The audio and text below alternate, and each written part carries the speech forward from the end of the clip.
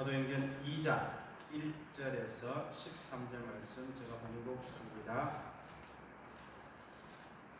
오순절 날이 이미 이르매 그들이 다 같이 한 곳에 모였더니 호련히 하늘로부터 급하고 강한 바람 같은 소리가 있어 그들이 앉은 온 집에 가득하며 마치 불의 혀처럼 갈라지는 것들이 그들에게 보여 각 사람 위에 하나씩 임하였더니 그들이 다 성령의 충만함을 받고 성령이 말하게 하심을 따라 다른 언어들로 말하기를 시작하니라.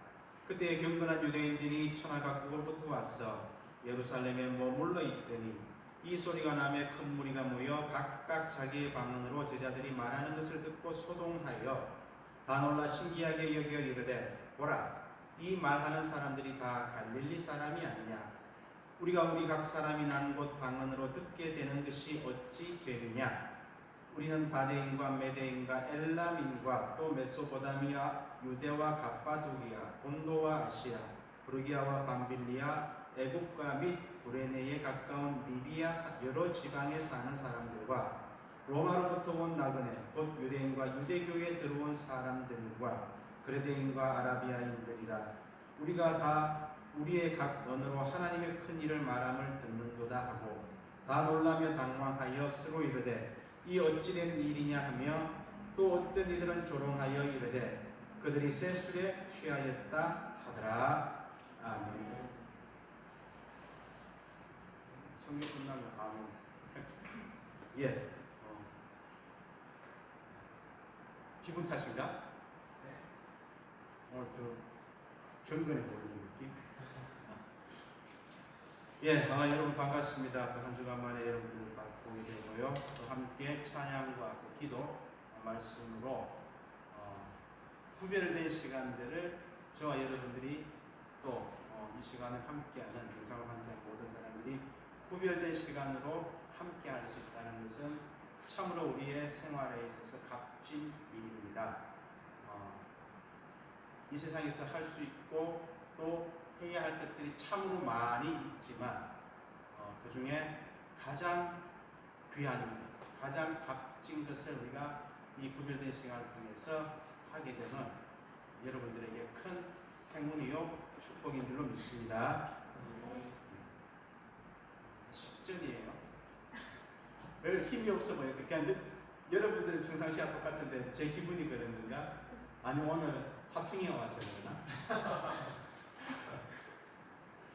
오랜만에 봤으면 고개 숙이고 있지만 목사님하고 눈도 좀 맞추고 그래라. 화평아 우리가 처음 봤을 때가 언제였지? 초등학교 2학년 때였나? 왜 과거를 묻지 마세요. 반가워서 그러는 거야.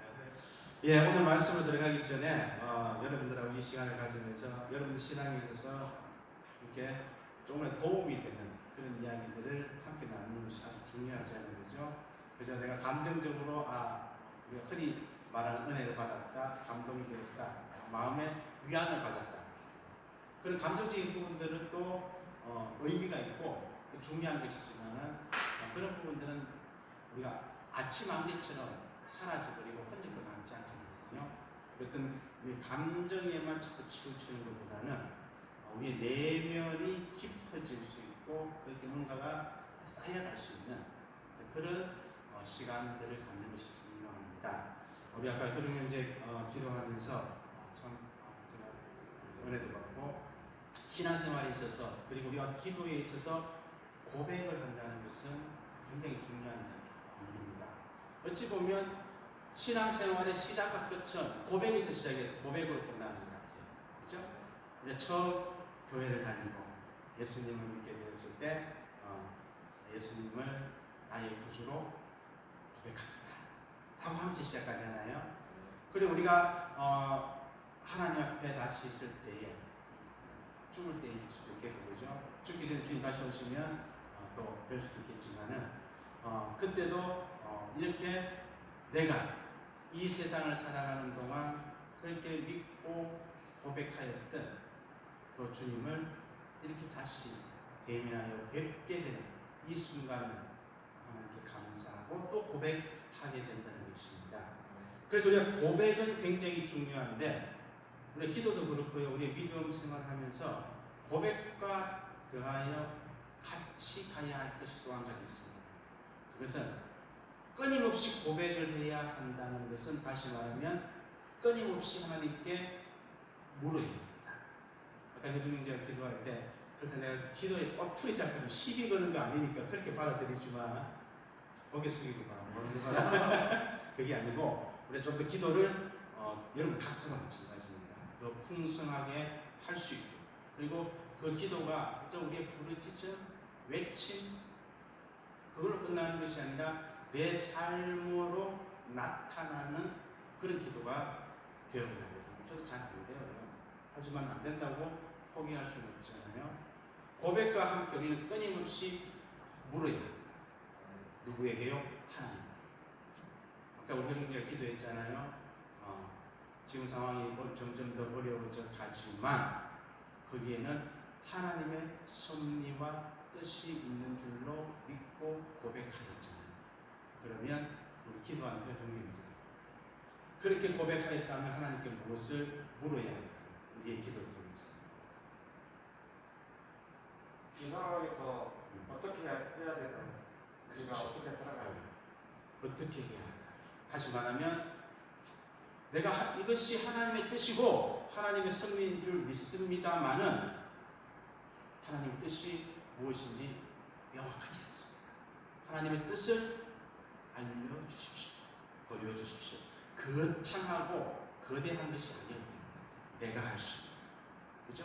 여러분들이 각자의 삶의 자리에서 할 수 있는 일이 하나님의 뜻을 이루기 위해서 내가 해야 할 일이 무엇인가를 묻는 것.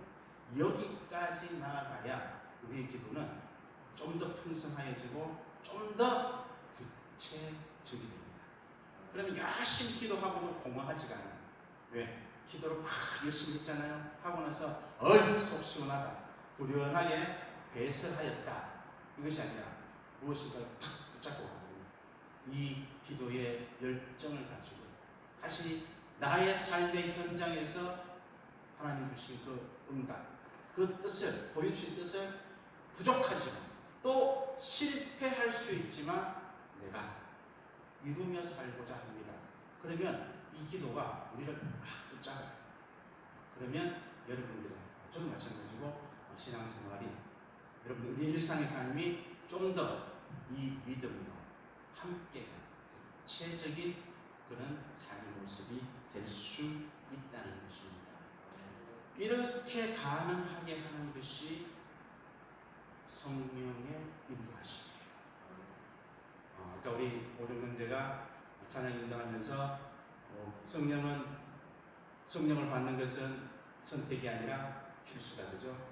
받아도 되고 안 받아도 되는 것이 아니라 반드시 성령은 받아야 하는 것이다 라는 그런 뜻을 내가 올라오면서 살짝 들어가지고 정확하게 내가 그 취지를 이야기했는지 모르겠지만 어제가 성령 강림 주일이었죠. 그래서 각 교회마다 그 절기를 보내면서 그게 합당한 아마 본문과 또 메시지를 설교를 들었을 때예요. 오늘 우리가 읽은 성경 본문이 바로 그 성령 강림 주일의 근원이 되는 사건이 일어났던 내용을 기록하고 있습니다. 흔히 우리가 잘 알고 있는 오순절 마가의 다락방에서 있었던 성령 강림 사건이라고 하잖아요. 우리 성경을 자세히 오늘 본문을 보게 되면 이 유대 그리스도인들이 예루살렘의 한 곳에 모여서 이제 함께 했을 때 성령 충만한 경험을 하게 되는데 그 성령 충만한 경험을 오늘 본문은 어떻게 묘사하고 있습니까? 소리와 그리고 시각적인 두 가지로 이야기하잖아요. 그렇죠? 하늘로부터 어떻게 해요? 급하고 강한 바람 같은 소리가 들려왔다라고 표현을 하고요. 또 한 가지는 불의 혀같이 갈라지는 것을 보았다라고 이야기하잖아요. 한번 제가 질문해 볼게요. 이 두 가지는 무엇을 의미하겠습니까? 소리가 들렸다, 무엇인가가 보였다. 이것은 성령 강림, 성령의 오심에 대한 그 자체라기보다는 성령을 경험한 자들에게 나타난 현상이라 할 수 있겠죠. 이해되십니까? 그러니까 여기에 우리가 현혹되면 안 된다는 겁니다. 이게 왜 중요하냐면 오늘날 우리 대부분 다 우리 장로교회 다니시죠? 제가 파악하기로는 왕강에 보자 우리 화목경제는 영락교회죠, 그죠?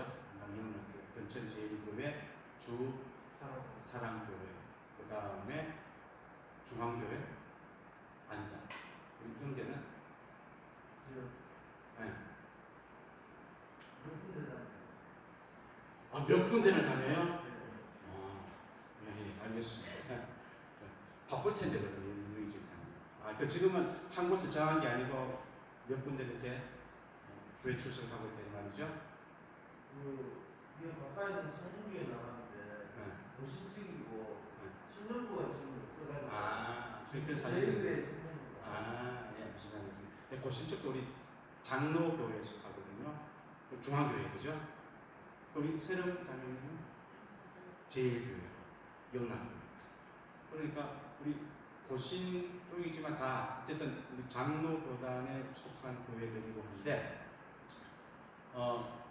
그럼에도 불구하고 한국교회의 특징들이 미국의 그런 영향력을 많이 받거든요. 오순절 계통이라고 그래요. 오순절 교회. 이 오순절 교회에서 강조하는 부분이 성령 체험에 관한 것입니다. 이런 부분들이 막 섞이다 보니까 좀 이게 혼란스럽다고 할 수도 있고 정확하게 정리되어지지 않은 상황에서 우리가 신앙생활을 하는 경우가 참 많이 있거든요. 그랬을 때 오늘 이 말씀을 들으시면서 성령 강림 주일에 대한 의미도 우리가 되새겨 보아야 하지만 성령 하나님에 대한 이해를 좀 잘 잡고 갔으면 좋겠다는 것입니다. 제가 서두에서 강한 바람과 같은 소리, 불의 혀같이 갈라지는 것을 보았다는 청각적이고 시각적인 이런 부분들은 성령 체험에 대한 현상입니다. 그것 자체로 성령 하나님에 대한 묘사를 다 표현해서는 그것으로 전부 다라고 이렇게 받아들여서는 아니 된다는 것입니다. 마찬가지로 우리가 성령의 경험을 하였다, 성령의 충만함을 받았다, 성령의 체험을 했다라고 했을 때는 너무나도 그 표현되어지는 것들이 획일적이에요. 성령님께서 하시는 일이 주로 의사 역할을 너무 많이 하시는 거예요. 그죠? 우리가 성령의 경험을, 체험을 이야기할 때 치유 쪽으로 너무 치우쳐지는 경향이 한국교회는 있다. 정리해 주시기 바랍니다.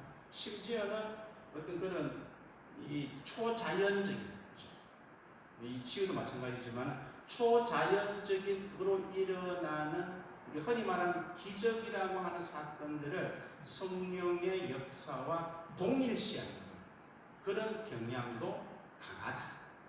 이런 부분들이 틀렸다, 무조건 잘못되었다라고 단정할 수는 없지만은 그리 건강하지는 않다라는 것입니다. 심지어는 90년대 여러분들이 아마 아주 어렸을 때인데 지금도 그런 이야기가 들려오는지 모르겠지만은 우리가 흔히 성령 집회라고 그러죠. 그렇게 말하면서 하면서 뭐 이빨이 색깔이 바뀐다는 거죠. 이런 부분들도 있었거든요. 하나님의 역사하심이면 일어나지 말라는 법은 없지만 중요한 것은 성령의 역사하심, 성령의 경험을, 능력을 거기에다 초점을 맞춰버리는 것은 이건 너무나도 편협하고 지역적이고 왜곡되어질 가능성이기 때문에 우리가 경계해야 한다는 것입니다. 지금 오늘 본문에서 나온 상황도 이렇게 그런 현상들을 경험합니다. 거기에 모인 사람들이 유대인들이요, 유대인 그리스도인들이 경험을 하고서 이것을 성경이 어떻게 표현하냐면 성령의 충만을 받았다고 표현하고 있거든요. 그 경험 속에서 거기 모인 사람들이 성령이 충만해지고 마음이 뜨거워졌겠죠. 그리고 그 뜨거운 마음으로 간절하게 기도하다 보니까 어떤 현상이 나옵니까? 방언이 나옵니다. 그죠? 이러다 보니까 봐라, 성경에서 성령이 충만하니까 다들 방언하지 않느냐? 너 방언해? 아니요. 야, 아직까지 방언을 못해? 나도 안 하는데? 너무 심각해가 드셔보세요. 성령의 경험과 충만을 이코로 방언이라는 이런 도식으로 사람들이 또 잘못되게 인식하는 현상도 한국교회에 있다. 몇 가지 제가 지적을 해드렸죠. 그런 부분들에서 여러분들은 앞으로 뛰어넘으셔야 합니다. 자유해야 합니다. 어떻게? 제가 답을 오늘 완벽하게 할지는 모르는데 드릴 겁니다. 그런 부분들은 사실 방언은 할 수도 있고 해도 되고 안 해도 되고 아니라 할 수도 있고 안 할 수도 있습니다. 불의 혀같이 갈라지는 현상을 볼 수도 있고 안 볼 수도 있습니다. 급하고 강한 바람 소리를 내가 들을 수도 있고 듣지 못할 수도 있어요.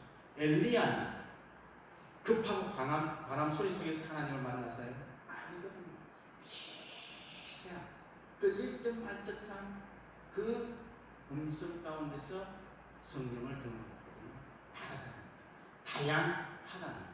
그래서 성령의 경험, 여러분들의 모양과 삶의 방식만큼 다양하게 다가온다는 것 이해를 하시기 바랍니다. 그렇게 방언을 하였어요. 이 방언이라는 것이 자세히 읽어보면 알겠지만은 그 모인 사람들의 현상을 구경하는 사람들이 둘러서 있습니다. 그러면서 놀라는 거예요. 저 사람은 갈릴리 사람인데 내 지방에 말을 하고 있네. 또 어떤 사람은 나는 어디 출신인데 저 사람은 그 말을 전혀 알지 못할 것 같은데 그 말을 하고 있네. 예루살렘을 중심으로 그 주변에 있는 여러 지역의 언어들로 기도를 하고 있었다는 거예요. 결론은 그러면서 이 사람들이 그들이 방언하는 모습을 보면서 내린 이야기가 뭐냐 하면 11절을 한번 보세요.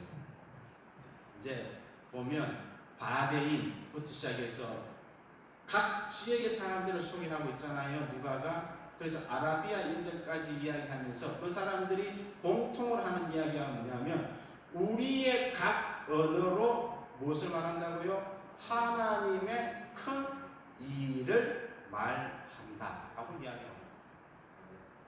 급하고 강한 소리 듣는 것이 중요한 것이 아니고 불의 혀같이 갈라지는 것을 보는 것이 중요한 것이 아니고 방언을 하는 것이 중요한 것이 아니라 그것을 통해서 무엇을 드러내느냐, 하나님의 큰 일을 나타내 보이고 있다는 것입니다.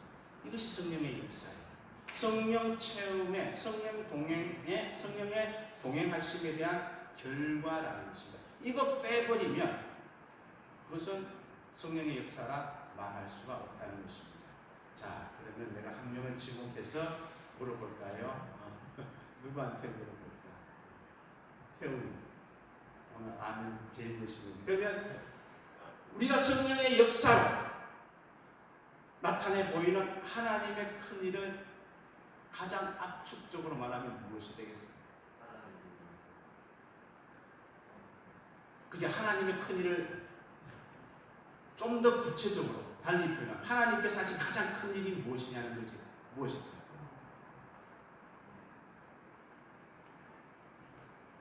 형이 말 못하니까 시간이 이렇게 떨리니까 사람 이름, 이름입니다. 이름으로 답할 수 있어요. 은희야, 너는 하나님께서 네한테 해주신 가장 큰 일이 뭐라고 생각해? 구원.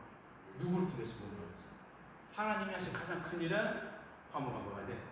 예수님을 그치, 예수 그리스도이지. 아멘. 그죠? 그거예요. 너무 긴장하지 마. 그러니까 나도 긴장되잖아 지금. 자, 이게 잘 연결돼야 됩니다. 이제 좀 긴장이 풀리니까 나도 풀리는데 이게 연결이 안 돼요. 끊어져요. 처음에 믿음 생활 시작할 때는 예수님이 좋았어. 예수님께서 피 흘리신 십자가만 바라보면 눈물이 나는데 신앙의 연수가 쌓여갑니다. 경험들이 경험치가 높아집니다. 그러면서 많은 신앙의 경험들을 할 거 아니에요. 그리고 그 정점이라고 생각하는 게 성령의 은사입니다. 성령의 은사가 뭡니까? 치유의 은사, 또 방언, 예언, 그러고 나니까 이제는 예수님은 온데가 안 되었고 은사 받은 자신만 있는 거예요. 그 은사가 중요한 게 아니라 성령을 통하여 우리가 예수 그리스도를 나타낼 수 있느냐, 이것이 가장 중요한 것입니다. 자, 그럼 다시 한번 물어보겠습니다. 여러분들은 성령 하나님과 동행하는 삶을 사십니까? 지은? 아멘. 그렇다는 거죠. 그런데 왜 이렇게 자신이 없게 아멘을 할까? 우리 세명자는 아멘. 네. 그러면 그 동행하는 삶을 잠깐 소개해 주시겠어요? 그렇죠. 그거 다 소개 못해요. 왜 제가 이렇게 질문하냐면 성령과 동행하는 삶이 따로 있고 그렇지 않은 삶이 따로 있는 것이 아니에요. 여러분들의 24시간은 성령님이 함께 하는 시간입니다.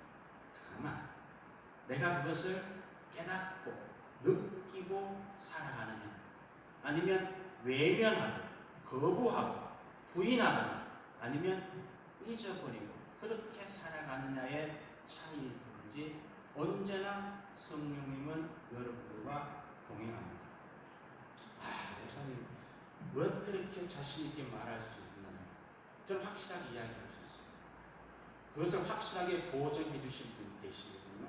누굴까요? 예수님. 아까 우리 오정 형제가 찬양했다면 성령을 받는 것에 대해서 얘기했잖아요. 그죠? 그런 이야기 안 했습니까? 성령을 받아야 한다. 본인이 멘트 해놓고도 지금 뭘 했는지 몰라. 그죠? 성령을 받으라 하고 제자들에게 그리고 우리에게 명하신 분이 예수님. 십자가에 죽으시고요. 피와 물을 다 흘리시기까지 우리를 구원하시기까지 모든 것을 쏟아내어 놓으신 예수님께서 성령을 너희에게 주노라. 성령을 받으라는 그 약속을 이루실까요? 안 이루실까요? 이루십니다. 이루시는데 조금 함량 미달로 부족하게 하실까요? 충만하게, 완전하게 이루실까요? 완전하게 이루십니다. 우리가 예수 그리스도를 믿는다는 것은 완전하신 하나님이신 주님을 믿는 것이거든요. 그 주님께서 그렇게 말씀을 하셨던 거예요. 요한복음 20장을 한번 볼까요? 성경책이 있으면 몇 장? 한 2장만 넘기면 요한복음 20장이 나옵니다. 19절 이하를 제가 한번 읽어보겠습니다. 19절에서 23절 다 찾으셨죠?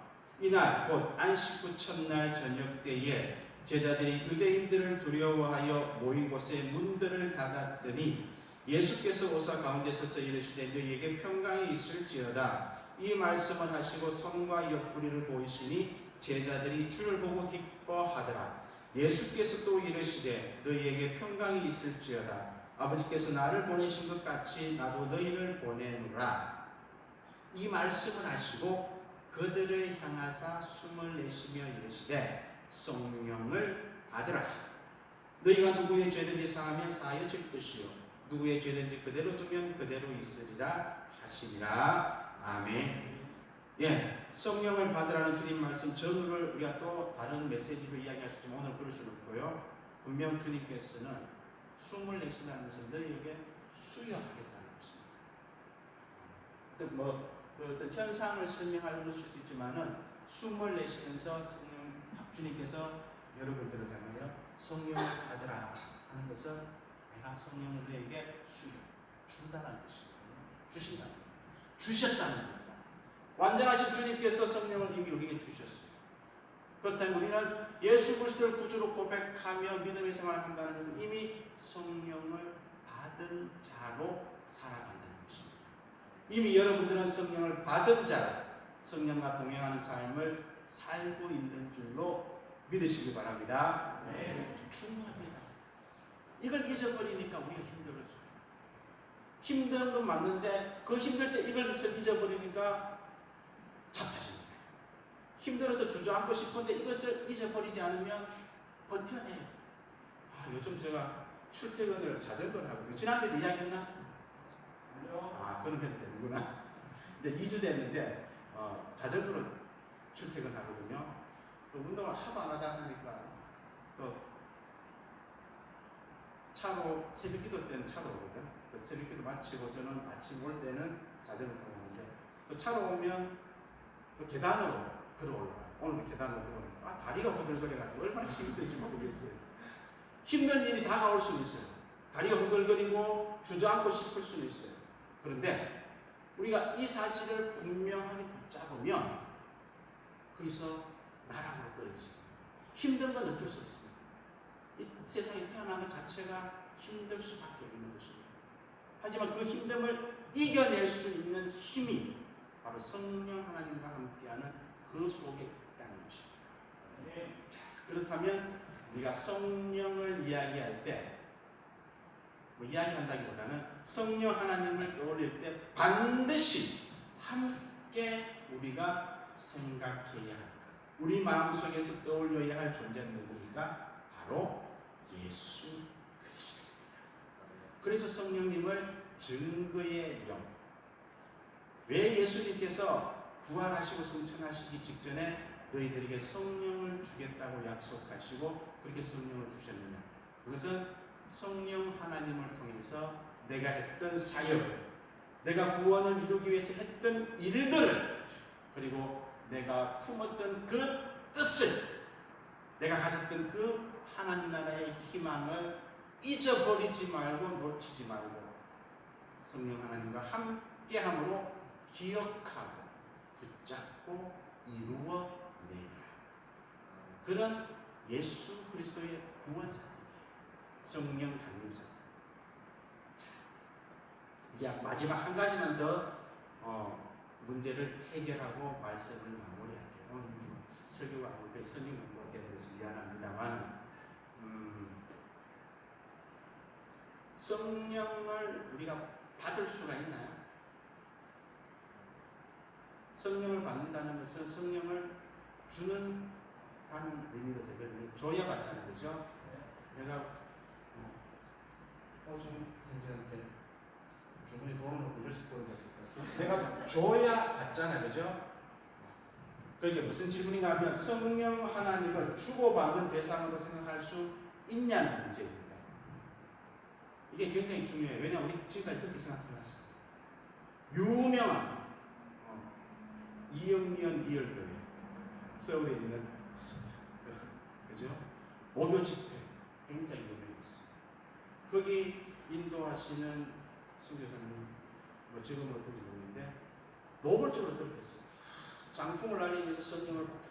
그러면 짰지는 않는 것 같은데, 목사가 이런 말 하면 안 되는데, 짠 것 같지는 않은데, 그러면 그 앞에 있는 여러분 같은 청년들이에요. 이성적으로 다 사고할 수 있고 멀쩡한데 갑자기 막 뒤로 나가빠지는 거예요.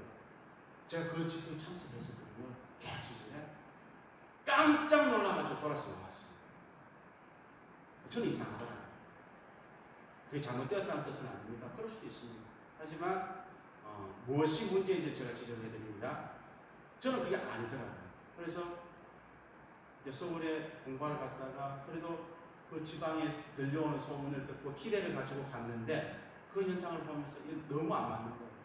그래서 두 번 다시 나갔는데 어찌되었든 성령을 준다, 어떤 능력 있는 사람이 성령을 준다 하는 이런 인식들이 한국 교회에 많이 있습니다.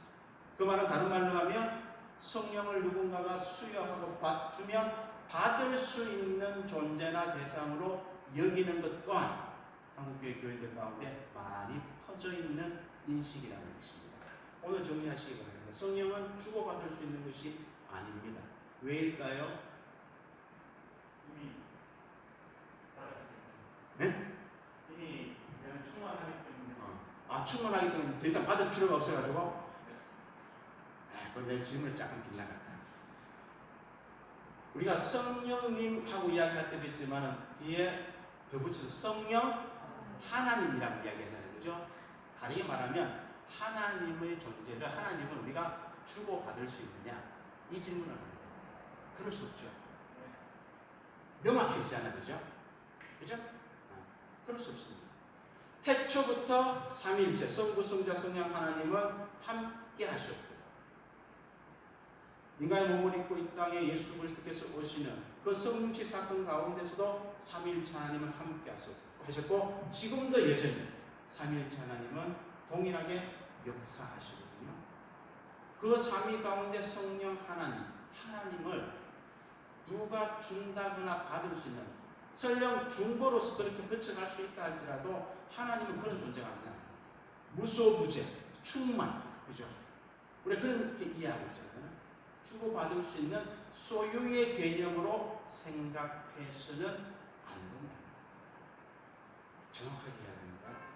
그래야 우리의 신앙생활에 있어서 여러분들 앞으로 이렇게 한 교회에서만 머물러 있지 않고 그 교회를 중심으로 여러 가지 그런 활동들의 역할들을 하게 될 때 많은 그런 상황들을 경험하게 됩니다. 그럴 때 이런 기본들이, 기초들이 딱 잡혀지지 않으면 굉장히 혼란스러울 수 있거든요. 그래서 분명히 그렇게 딱 정리를 하시고, 그런데 오늘 두 번째 읽었던 요한복음 2장에 보면 예수님께서 성령을 받으라고 이야기하시거든요. 그러면 목사님, 제가 한 이야기하고 충돌됩니까? 안 됩니까? 됩니다. 안 돼요? 나 지금 충돌된다고 하면 내가 설명하고 싶은데 이미 문제 다 해결해 버렸네. 성목이 안 돼요 하는 식으로 뉘앙스로 고개를 살짝 펼쳐 양조인데 충돌이 안 돼 지금 들어보니까. 그럼 나한테 좀 설명해 줘. 어떻게 충돌해야 돼? 받으라는 의미가 오시니까 너희들이 열어서 마음을 열어서 하나님 오시는 걸 받으라는 의미지. 내가 줄 테니까 너 갖고 가고. 좀 잘 설명했어. 무슨 말인가 하면 물건을 소유하듯이 그렇게 받으라는 것이 아니라 이미 임재하시는 거죠. 오시는 성령님을 너희들이 받아들여라는 그런 의미를 이해했다는 거죠. 그죠? 네, 그래서 좀 더 다르게 설명을 드리면 예수님께서 성령을 받으라라고 했을 때 그것을 우리는 어떻게 이해를 하느냐, 이미 충만한 성령의 임재 안에 있는 것 이해되셨습니까? 그게 성령이 저 멀리 있다가 막 와요, 소행성처럼. 그럼 내가 딱 붙잡는 것이 아니라 이미 충만한 그 성령의 능력 안에 우리가 거하는 것, 그죠? 임재 안에 있음을 확인하는 것, 그죠? 이것이 성령을 받는다는 의미로 그렇게 여러분들이 이해하면 가장 무난합니다. 그래서 항상 자신을 살피면서 이미 내 속에 와서 활동하고 계시는데 나는 그 성령의 임재를 느끼고 또 그렇게 동행하는 삶을 살고 있는가, 자신을 돌아볼 일이지 성령을 받아야 되나, 언제 받을 수 있나, 누가 주나, 이런 관점으로 우리 신앙을 했습니다. 비유하자면 그런 것입니다. 햇빛이 비치잖아요. 그러면 이 햇빛은 그 노출된 모든 공간을 다 빛을 투사시켜요. 그런데 내가 그 빛을 마주하면 빛은 나에게 다가오지만 돌아서 그러면 되게 내가 등지게 되면 그림자밖에 안 보이는 어둠이 있다. 그와 동일하다. 임재 안에 있을 때 우리는 성령님께로 돌아서서 마주하고 받아들여요. 이것이 필요하다는 것입니다. 그래서 그렇게 성령을 우리가 임재 안에 있으면서 예수 그리스도를 우리의 삶에서 나타내는, 이것이 성령과 동행하는 삶이고 성령 받은 사람의 전부라는 겁니다. 여기에도 붙여서 아까 우리 호중형제가 기도했던 그 기도에 플러스해서, 그러면 내가 성령의 능력 안에 있고 성령의 임재 안에 있으면서 예수 그리스도를 나타내는 삶을 살아야 됩니다. 그렇다면 나는 구체적으로 이 세상 속에서, 나의 직장, 가정에서, 내가 만나는 사람들 가운데서 어떻게 살아갈 것인가 라는 물음표를 항상 가지게 됩니다. 이거 갖고 사는 게 그리스도인의 삶입니다. 이거 놔버리면 글쎄요, 명목상 그리스도인들은 많을 수 있고요, 언뜻한 외형적인 교회는 수없이 세워질 수 있지만은 참된 하나님의 뜻이 이루어지는 하나님 나라의 시련은 보기 어려울 수 있다는 것입니다. 그래서 여러분들이 오늘 이 자리에 모여서 함께 하는 것도요, 바로 그런 하나님의 뜻을, 예수 그리스도를 우리가 삶에서 어떻게 구체적으로 나타낼 것인가에 대한 고민이고 물음이고 그리고 실천으로 당해나가는 발걸음이 되어야 한다는 것입니다. 아무쪼록 나는 약하고 부족하고 실패할 수밖에 없지만 내 안에 계시고 나의 삶 가운데 함께 하시는 성령님은 언제나 능력이 있으시고 그리고 강하시고 그리고 승리하시고 그 능력으로 우리를 이끄심을 믿고 겸손히 동행하는 주의 증인들 되시기를 주님의 이름으로 축원합니다. 네. 하나님 아버지 감사드립니다. 우리가 매년 성령 강림 주일을 맞이하고 성령의 충만에 대해서 설교를 메시지를 들으며 또 믿음의 결단을 하게 되지만 그럼에도 불구하고 여전히 우리는 또 실패하는 자의 자리에 서 있음을 보게 됩니다.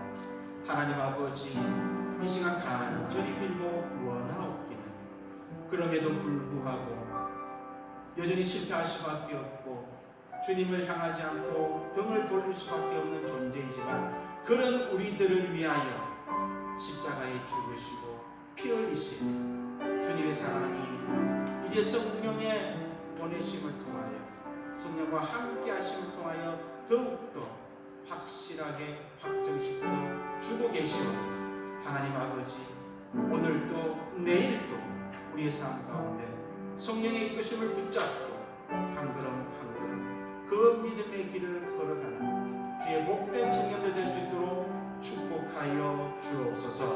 감사드리옵고 예수님의 이름으로 기도드립니다. 아멘.